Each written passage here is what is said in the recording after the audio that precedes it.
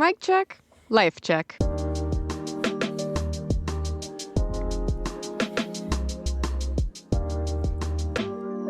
With Haley Jensen. Welcome back. We are switching it up once again around here. New background, new setup, same podcast. We are recapping week 4 of Dancing with the Stars, which is the dedication night where all the celebrities dedicate their dances to someone inspirational, someone meaningful in their life, etc. Okay, so tonight's guest celebrity judge was Kim. I don't remember what her last name is, but she was a past pro, and I've got to say she was absolutely incredible. She gave detailed technical feedback and just overall truly elevated the judges panel.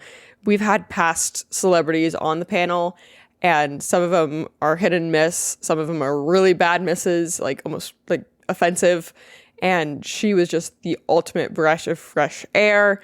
She, don't cancel me on this, but I'd say she was the best judge, to be honest. I do enjoy Derek Huff's feedback 9 out of 10 times. Bruno, for me, he just gets a little excited sometimes if something is gimmicky or whatever. Like, he'll give good corrections and feedback too, and then we'll get to Carrie Ann. She has her whole segment on tonight's podcast. So let's keep going.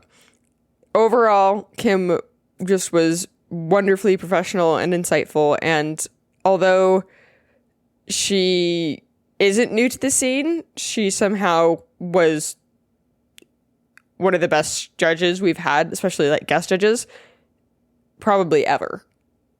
But yeah, tonight ultimately just very much impressed me. So let's proceed. First up was Andy and Emma. So Andy chose to dedicate the dance to his daughter. They danced to Shake, Shake, Shake, Sonora. And overall, the performance was very cute and very just uplifting and happy, upbeat kind of vibes. And overall, it was a very good performance based on the criteria that Andy has for his own category, I'd say. And within that same category of the fact that he probably should have gone home like 2 weeks previous. But of course, has been continuously getting voted through.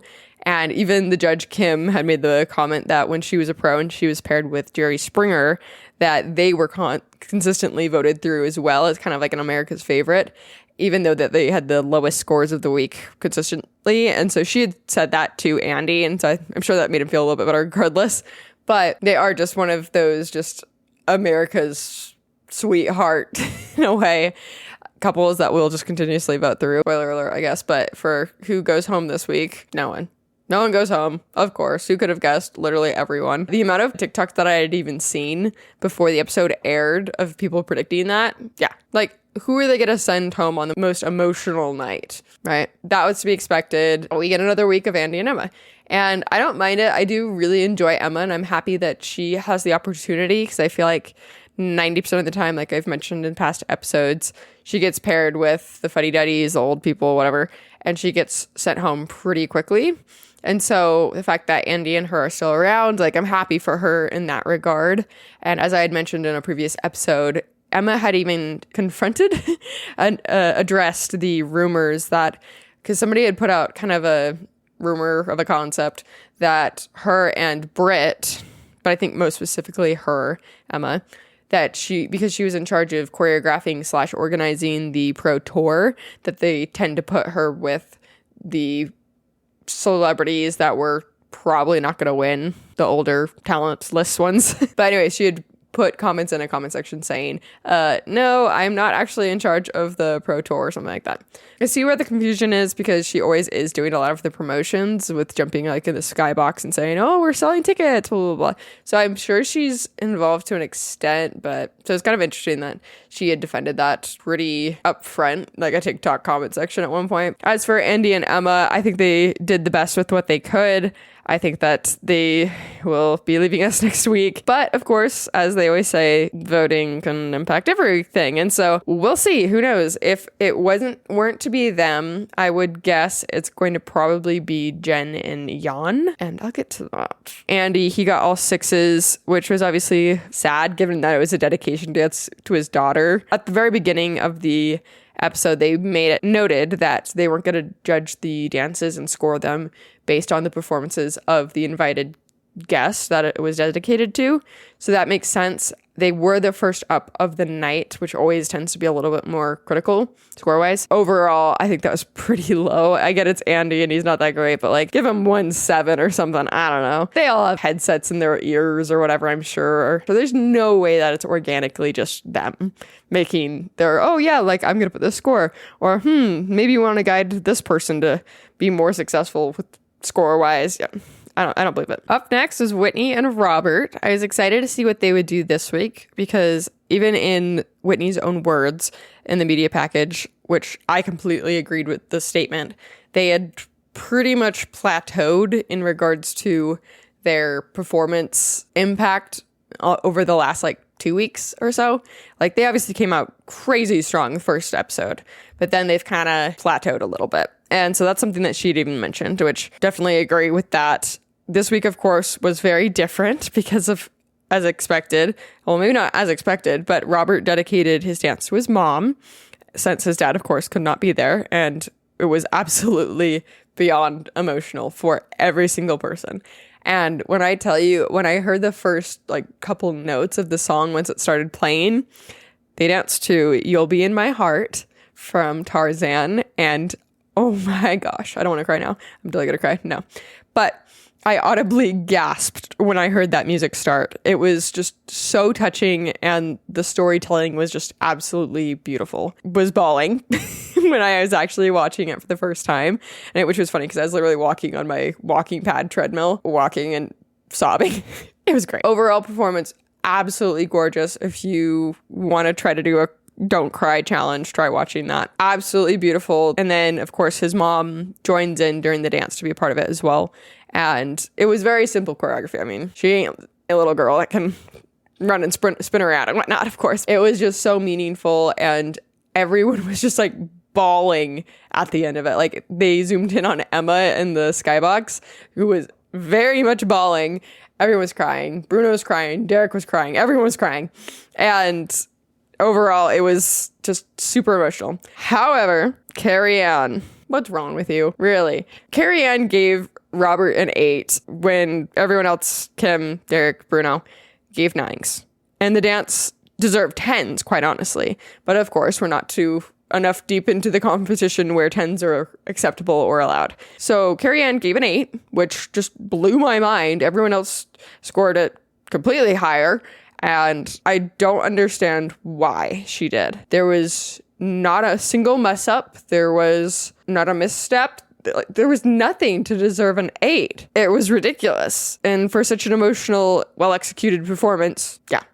So, of course, this is one of the many instances where everyone is wondering, what the heck is Carrie Ann on? Because none of her scoring actually adds up. Anyway, we continue. Elaine and Alan. So, thank goodness we can recognize Alan this week. Last week, he was a unrecognizable alien, of course. Elaine, so she danced with her co-star from The Parent Trap, and the song, of course, was the song from The Parent Trap. This will be that one. And the second that song started playing, I couldn't stop smiling. It was just so nostalgic, and the chemistry and friendship of those two women is so genuine and nostalgic, and they just suck you into the performance, and there's no way you just can't smile and enjoy their dancing together.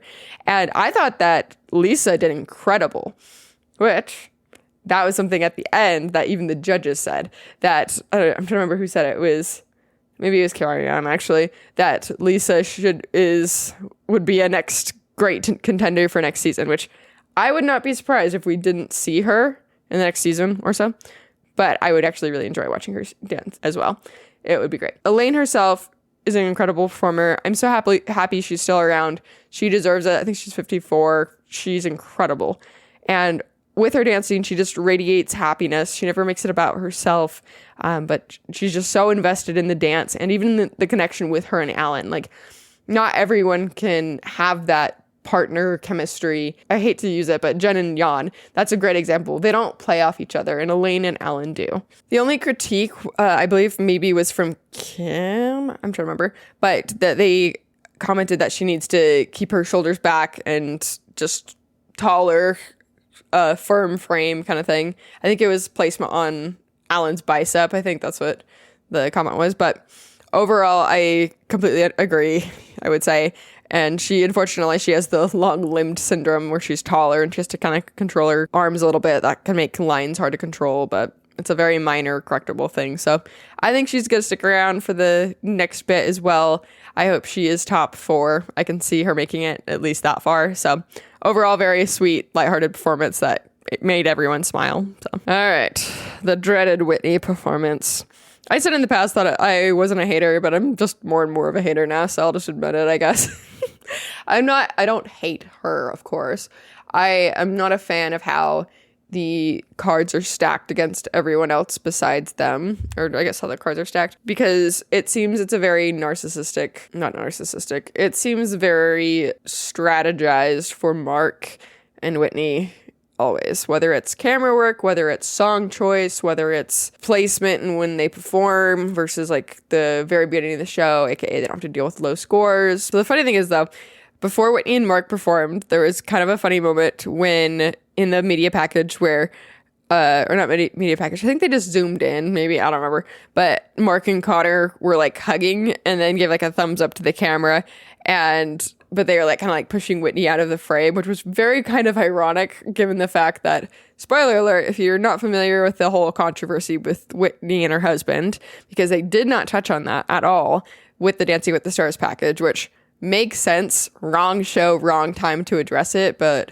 basically Whitney and Connor was basically like married, but like kind of cheating in the way that he'd created it says it's a Tinder account, but I've heard it was a Grindr account, that he never met up with the air quote girls, aka guys, maybe, I don't know, that it was like more of an emotional cheating kind of thing because he was like talking to them or something, I don't know. So the irony that he was like getting huggy lovey with Mark and pushing Whitney out of frame killed me. I was like, oh, the context is there, it's just not vocal. Maybe. I get it, they're fun, it's not that deep. Kind of ironic though. But overall, in the routine, Connor was, of course, very heavily involved with the actual dancing. Lots of lifts and interactions throughout the dance. And so I would say I'm pretty sure that he did the most dancing of the entire night in regards to the celebrities' dedication guests or whatnot, which is fine. I think it just adds all to the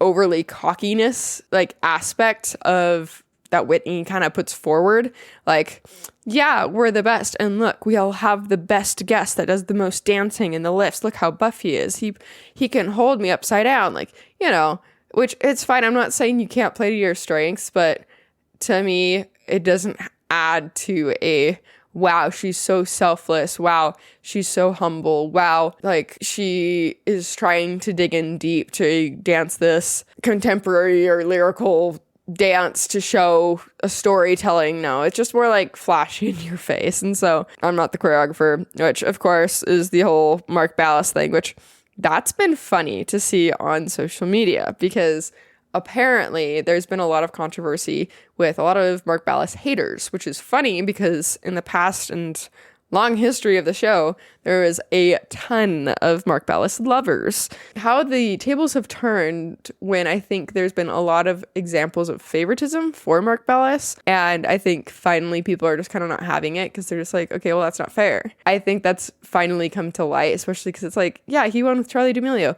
Why is he getting Whitney now? Like, and so I know that one of the whole concepts of people online just saying like, stop putting dancers on the show. Like, obviously to an extent, the majority of celebrities will have a bit of dance experience one way or another. That's fine. That's not what it is. It's just maybe don't put the best people together. Give somebody else that maybe needs a bit of a leg up or something. Or maybe even a pro that's never won before or something like that. It's just kind of dumb in my opinion, but whatever. But still, it was, of course, the Whitney show. It didn't feel it didn't make me feel something. It didn't have me crying. It didn't have me bawling. And yeah, I know that's the thing is I'd like to say, yeah, I know it's different, but it's not. Because it's like with Robert and his mom and family, it's like, I understand for a lot of people, they grew up watching Steve Irwin. And so that for them, that feels kind of like a father figure and someone that is very meaningful. I'm not saying it's all about me because it's not, but like for me watching that show, I don't even know enough about the family. I just know based on what we've seen of the humbleness and the love and the everything else, like that's what meant the most to me. Anyway, I've been tangenting on the fact that Whitney makes you feel literally nothing, which is ironic because that was literally Carrie Ann's comment. Whenever you dance, Whitney, it makes me feel something. Yeah, what? No. Sorry, it doesn't. Anyway, thank goodness this was the first routine, which I wouldn't normally wish ill will on anyone, but Whitney and Mark were very out of sync on the side-by-side portion. And I think it was because Whitney was rushing. I think she was so into the performance, and that happens. Like, I'll forgive that as a dancer.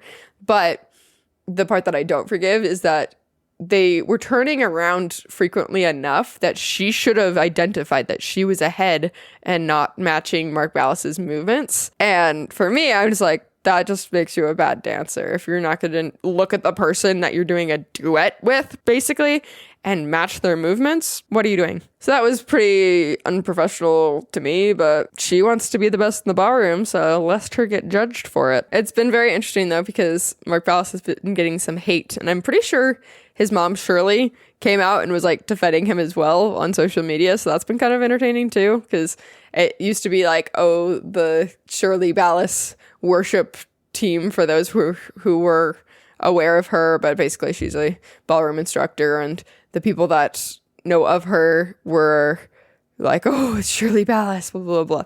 Anyway, so it's funny that she's out with her claws to protect her son. So just kind of funny. Okay, up next, another favorite, Jen and Jan. So, oof, it's a hard couple. In her media package, Jen said, I've worked so hard and I'm postpartum. This is the first time that she's kind of stepped up to use that to her advantage, which I respected her up until this point because she wasn't using that as an excuse. She was never saying that. Everyone else was saying that, saying like, oh gosh, and she's so strong. Like, I can't believe she's doing this postpartum, blah, blah, blah. But she stepped up and said it in this media package, which makes me think that she's getting insecure and that she's like, oh shoot, I'm going to be next on the chopping block. I need to have the audience be related to the fact that, oh, I'm postpartum. Like, she needed the leg up. She needed the advantage. So that kind of just made me smirk a little bit when she said that, because I get it. Like, you didn't want to come off all week at the beginning, but now you have to come off weak and be like, look how hard, even though I'm postpartum, blah, blah, blah, blah. Well, maybe don't go be on Dancing with the Stars if that's truly how you felt. If you're using it as an excuse, then shut up and get to work in the dance studio, because that's the only thing that's going to help you improve. And quite frankly, some people are born with it, some people aren't. She ain't, in my opinion. She's really good at dancing on the countertop, as I've mentioned before, but when it comes to ballroom and technique, she's not even stiff. She just kind of like flings her arms but doesn't place them ever. And like, as well as even if she manages to place them, it doesn't have any like energy like to follow through in her limbs. So I don't know if it's that she is just super nervous or shy, because we're multiple weeks in now. To me, at least, Andy provides some comedicness. Jen just gives me anxiety when she dances, to be honest. Yeah, I don't know. The problem is she has all the mom talk crew behind her, so we'll see how far with vote-wise that gets her. But yeah, and before anyone says have some compassion, given that she's postpartum, she signed up for this, lest her be judged.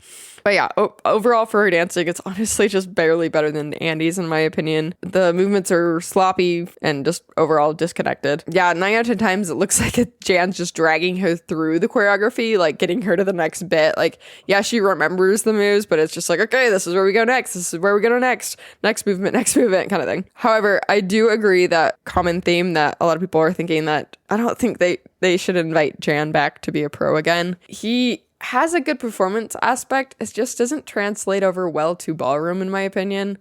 And I don't think he choreographs the best when it comes to like the strengths. I don't know. That's hard because, like I said, I don't think Jen has a ton of strengths here, but That as well as just showcasing his partner and just making her look uberly the best. And yeah, I don't know. I think he's focusing and stressed too for himself. Like, I get it. It's his first time as well, but it just comes off really rough. And if he comes back again, maybe that will improve. We'll see. But in my opinion, 9 out of 10 times, it's just kind of like, let me look confident.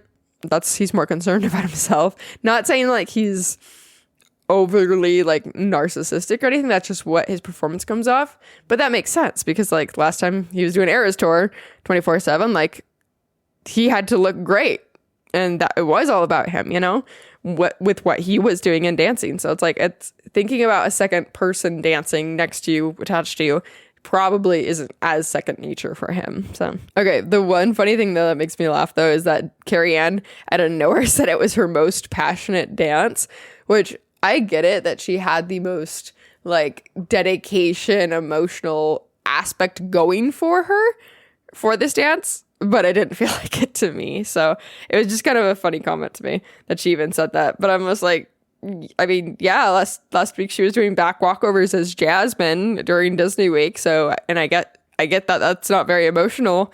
So yeah, of course this would be your most passionate, emotional dance. Like, I don't know. It was just funny. All right, up next is Dylan and Daniela. So Dylan dedicated his dance to his little sister Olivia, and overall, it was so cute and so sweet. But before getting into that, obviously the majority of the people wanted him to dedicate his dance to Zac Efron, his brother, which that would have been a little interesting to me, especially coming from being a younger sibling. I get like looking up to your brothers or sisters, whatever, but given that Zac Efron has plenty of fame and recognition, yeah, I think that would have been a little strange. Also, on the other hand, everyone was assuming that he was going to do something High School Musical related. Everyone wanted him to, just because of the association. So I'm kind of glad he did a little twist on that, because he did perform to Rewrite the Stars from The Greatest Showman, which of course Zac Efron sings in. And so he kind of did a meet you in the middle because it still had Zac Efron, but it wasn't High School Musical. So that was cute, for one. And then the fact that Olivia was dancing in it and was this cute little primo ballerina as well. She was just adorable with the poses that she was, or the lifts that she was doing. Overall, I just thought she was like the cutest little insert in the dance. And of course, Daniela and Dylan proceeded to crush it.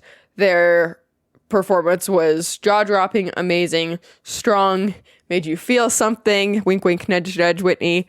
And overall, Dylan just continues to improve as well. And that's not just me voting for Daniela. I know that's a very popular characteristic of mine, but no, truly, Dylan has gotten better and improving week by week. And so I think that it was just an amazing performance for them. And they got the best scores of the night. All nines, baby. So 10 out of 10 to them, even though they got 9 out of 9. So overall, though, I just thought it was just a great dedication. Olivia was adorable. But the one funny thing that did happen, though, is so she was a part of the beginning part of the dance, and then she runs off, I think, to her parents or something in the audience, and she totally slips and biffs it. The camera cuts off, like, right when it happens, but you can see it happens. And that just killed me a little bit. Like, I'm sorry, I'm not laughing at you, but it was just kind of funny. Anyway, the one thing that did bother me, though, was that even though that they made the first announcement at the beginning saying that, of course, the celebrities guest wouldn't be involved whatsoever when it came to the voting process, which me saying this next, of course, that's not what that means. But during the judge comments process, Carrie Ann and Bruno would not stop gushing about Olivia, the little girl. They're like, oh, she's so cute, that little prima ballerina. Da, da, da, da, da. I'm just like, okay, so this is the one opportunity that Dylan gets the ability to get feedback to improve, and y'all can't just not shut up about his little sister. So I wasn't very impressed with that, but I'm pretty sure Kim did give an actual correction or something, or at least something helpful, I would imagine. But so yeah, that's just another example of why Kim should be full-time, and let's kick out Carrie Ann. Anyway, so that just kind of made me roll my eyes a bit, but whatever. But the one funny thing that did kind of go a little viral was that Derek Huff made the comment. Let's see. Was that during Dylan? I thought it was. No, I think it was during Jordan and Ezra's dance. Well, they're up next anyway. But anyway, so when Derek was commenting on one of them, he said, "Oh, I can't wait to dance with my own child." And so I think the misstep was him saying little girl, of course, because him and his wife, also named Haley, are pregnant and expecting, but I don't think they announced gender yet. And so I think it's a girl. And I think everyone knows it's a girl now. But anyway, whoops. So up next, of course, Jordan and Ezra. I do genuinely watch Jordan dancing. And I'd say she is the most improved. I would say. I'm thinking about that real quick with all the celebrities. I'm going to stand with it because I remember she opened the whole thing, episode one of this season. And she was so stiff. It was such a hard watch initially. And now she has so much personality. She's strong in her movements. She hits the movements, Jen, and just puts so much energy and hard work into the dance and is just absolutely fighting to be there and have a leg up. And they did incredible with this dedication dance as well. So she dedicated it to her father, which of course was really kind of hard and sad to see in the package because Ezra made the comment in the media package that he doesn't have a relationship with his dad. So watching this performance was all the more like, it was very sweet, but it made me feel really bad for Ezra because it's like Jordan's dad is like walking and watching her and being so emotionally proud and with watching her and Ezra dance, of course. However, then Ezra's also part of the dance and being like, well, I wish my dad loved me. Obviously, I'm not going to speak for him, but maybe he's great. Maybe things are grand. But anyway, that made me feel a little bit bad for him. But overall, I do think that Jordan's performances just feel very authentic. It doesn't feel like it's needs to be gimmicky. I mean, they do a lot of like TikTok motions on faces and stuff, but usually that's outside of the performance. Like that's during camera little clips on the sides and stuff like that. So I don't mind that. They're very gimmicky when it comes to that, but I don't care. Like when it comes to the actual dancing, I'm very impressed and they have just improved dramatically week by week. So I can't wait to see how she keeps going through this process because I don't know. I could see her top 4 as well, but not everyone could be top 4. So, okay, up next, Scott and Riley. So first off, Scott dedicated his dance to his husband, which happy for them. They did announce in the media package that they are having a baby via surrogate, which congratulations to them. I love that. And the other really cool thing that Scott did was that he started the performance singing his own song live, which I believe it was live because 9 out of 10 times with the anything vocal mic or whatever with performances, it's always like pre-recorded and you can tell because they're always horrible with lip syncing. I think it has to do with like the echoing in the ballroom or something. But like even Lumiere, he was lip syncing on the opener on Disney night. But I think Scott was actually singing because the sound was so strong and so clear. Because then when it cut to the track and he started dancing and it was no longer singing, but it was still his voice pre-recorded, it just sounded more distant. And so it sounded for sure like it was him. I thought that was so cool, so impressive. Obviously, he is a performer, very experienced performer. So I'm sure it's not as traumatizing because he's used to that, concerts and doing shows and whatnot. But I thought that would give me a lot of anxiety is if I had to dance right after, I'd be worried of screwing up singing and then to go into dancing, which I was less familiar with. Yeah, I don't know. But props to him. Very impressive. But overall, their dance was very strong, very ballroom, very clean. It wasn't gimmicky. Riley usually leans into the gimmickies a little bit. So I was very impressed that the routine itself just was less gimmicky.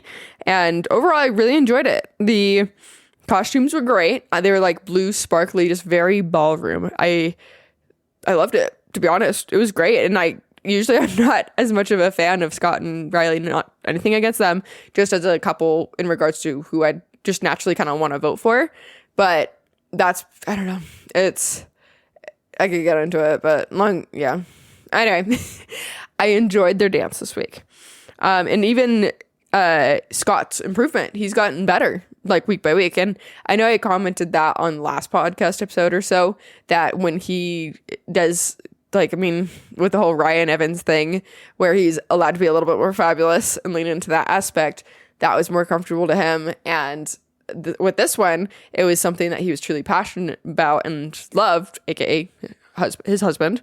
And I thought he's just getting a lot more confident, and it's showing, and I am loving the improvement. Overall, I just felt very strong and comfortable for the viewer to watch it. So I thought that was awesome. Even Kim noted that he's gotten better, and especially in his frame. However, she did give a posture correction, which once again makes sense because he has the taller, lankier build. So the comment that Carrie Ann made, which I remember writing this down because I was like, okay, another out of left field comment by Carrie Ann.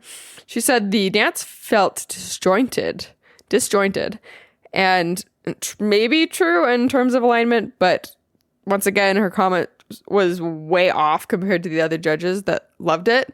So once again, what are you doing, Carrie Ann? She's always doing the opposite, which I'm wondering if it's like her kink that she feels like unique, and that, oh, I have a higher and mightier opinion because it's not with the rest of the sheep. I don't know if that's what she's doing, but it's kind of pathetic to me, so whatever. Overall, okay, for a quick interlude of the troop dances. They're fantastic. They're just great. They're wonderful. They're so impressive. The costuming, the storytelling, the choreography, it's incredible. And even the spoiler alert that Julianne Hough joined Jenna and Britt, and I'm trying to think it was Haley. I don't remember the earlier girls, but yeah, Julianne joining in the troop dance was such a surprise, and I loved it. I love whenever she dances. You just can't take your eyes off her. She's just incredible, and she's just, I don't know how old she is, but she will dance forever, probably. Okay, up next was Danielle and Pasha. And I will just say real quick, I've never seen Boy Meets World. And after watching that dance, I felt like I did. And I think that says a lot with the fact that the way that Danielle and Pasha portrayed the vibe of the show. And then, of course, she had dedicated her dance to I think it's the Mr. Principal named Mr. Feeney in the show. And he was part of the dance. He's a little older, so he was sitting down in the back, of course, and that's okay. But their dance was just so joyful, uplifting, just energetic, just boy next door, no pun intended, Boy Meets World vibes. And I'm here for it. I love it. Every time she dances, she does make me feel something. And I think that she should stick around a lot longer than some other people. Whitney, Jen. Anyway. Sorry, I just apparently hate mom talk, which I live in Utah, so maybe I'll run into them one day and I can apologize. We'll see. Anyway. I mean, that's the thing. I don't hate them as people. I hate what they have been portraying and being given and the attitudes, so. But the overall thing that impresses me the most with Danielle is that you can just tell she is trying her hardest and doing her best to perform her best, and that's all that matters. It's very apparent she knows she's not going to win, maybe, but she wants to win for her. Like, she wants to try her best, and I think that's the most organic and most wonderful performance aspect that anyone could have. So I love that for her, and her hair looked freaking amazing. I had heard once the celebrities were announced of who's who, and I had heard of Topanga's hair before, but when she was performing, I'm like, I need her hair. So 10 out of 10 for just her hair. Oh, and she does a freaking cartwheel. She did just a perfect place cartwheel, which no, that's not a surprise. Like, a lot of girls can do cartwheels and stuff, but it was just like so clean, it just made the routine just feel all the more like giddy, and I loved it. Up next and up last, Alix and Val and sister Isabel. So, this was one of the dances that I thought was a very, very sweet dedication based on the context of the situation. So, if you're not familiar, Alix's dad had an affair and got the girl pregnant, which then caused Alix to have a stepsister, and they had a bit of an age gap, probably like 10 plus years or something like that, I think, maybe. Anyway, and Alix had made the comment, even in the media package, that, like, of course, that ripped their family apart initially, but then the second that she had held her as a baby, that it changed everything and meant everything. And I thought it just takes a lot of courage to even admit that, as well as using that as an example for maybe people in the same boat in the world that are struggling through something similarly. I thought that was one of the most respectful things that Alix could have stated and made known, and I love that, and even more so for her sister. Like, you can only imagine how complex and out of place that sister Isabel must feel in sometimes, and I just absolutely love that the way she phrased it and made her feel so much love for it.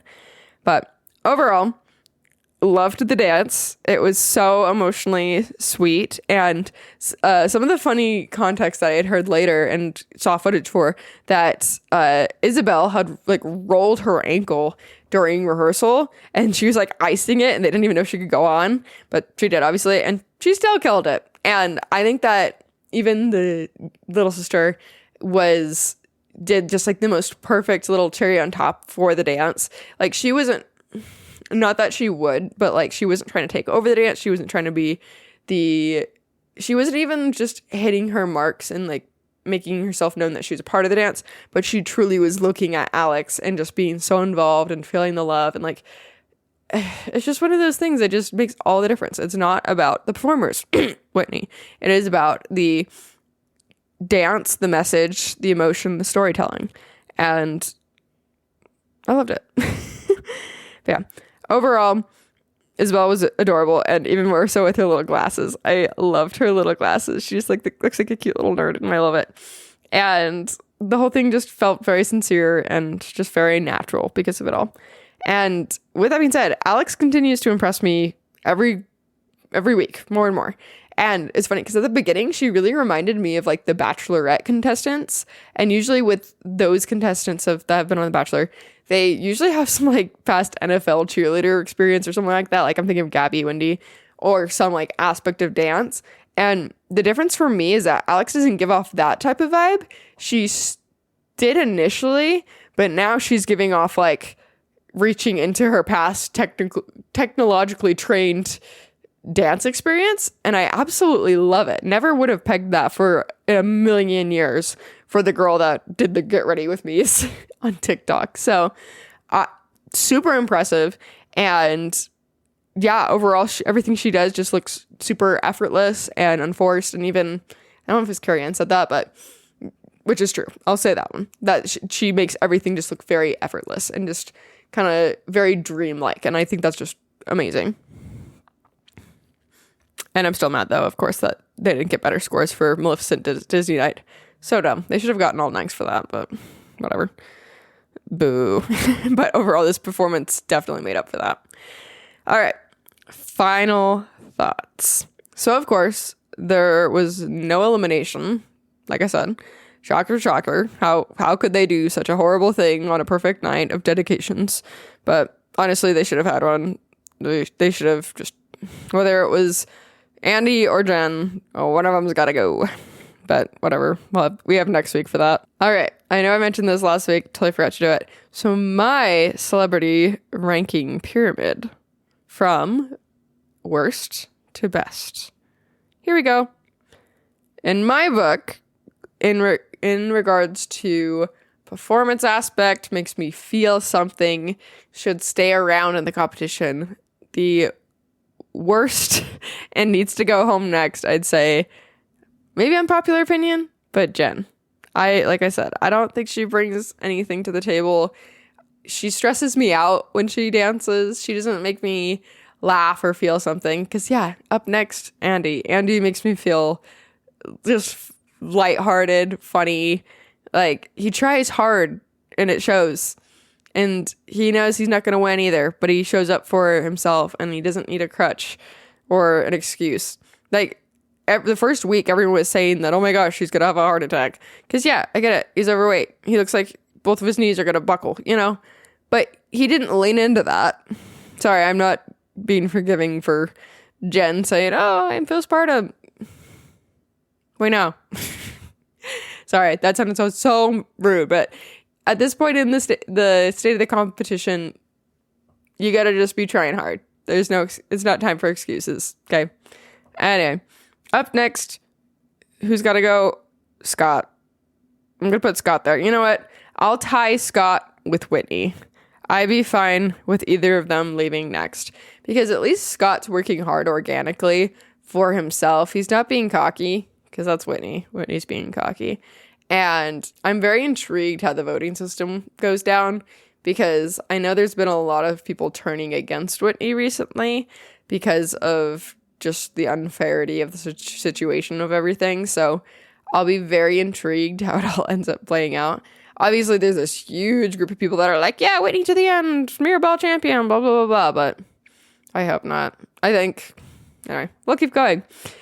Up next, that can go home or stay. I feel like I should tie these two. You know what? I'm going to switch my order around real quick. Okay, up next will be Danielle. Love her to death. Do not want her to go anywhere. But in regards to the upper contestants that are just blowing it out of the water talent-wise, I think she would have to be the next one up. I don't want her to be, but she might have to be. Up next comes Dylan. I love Dylan and Daniela, but I don't think that he can break through any much more than he has already. I think he's a great performer, but putting him over with the it factor, I think that's going to be where he probably stops. The person that's probably will be beating him to an extent because she just has the ultimate Broadway gal going for her is Elaine. I think that's probably when Elaine will leave us. Elaine is in the top 4, like I say. But then up next to go home would probably be Jordan. I think that she's done so much improving, so I honestly don't know if this will stay week to week because she's just been shooting up the leaderboard. However, when it comes to the top 2, I don't think she can beat Alix and Robert. When it comes to who I think will win it all, that's hard. Alix has done leaps and bounds of improvement as well. And every week she gets just a little bit better and better. It's hard though, because Robert has like some of these crazy breakout dances that are incredible. But I don't know if he can get much better. But I think Alix can. I hope Alix wins. I'll say it right now. She's my number 1. I hope she wins. But I wouldn't mind if Robert won either, because I think that he's done very well. But yeah, who's to say? Who's to know? We will eventually. But up next is Wicked Night. So they did release the songs, and Robert is dancing to Dancing Through Life, which is just absolutely perfect. The controversy online is that Whitney got assigned popular, even though that Alix apparently requested it. The controversy continues because there is favoritism within the ballroom. So we'll see how this week turns out. I'm sure they'll all do fantastic regardless. Overall, I think it's going to be a great night. I think that the troupe dances and the opener is going to be fantastic. I'm very excited for that. We'll have to see for Tuesday. It'll be a good one. But yeah, feel free to comment who you think is going to win and why, as well as if you disagree with any of these takes, feel free to comment on that. And if you would, of course, as always, please like, subscribe, follow, send this to a friend, and I would appreciate it so much. And that's all for today, and we'll see you next time. Bye!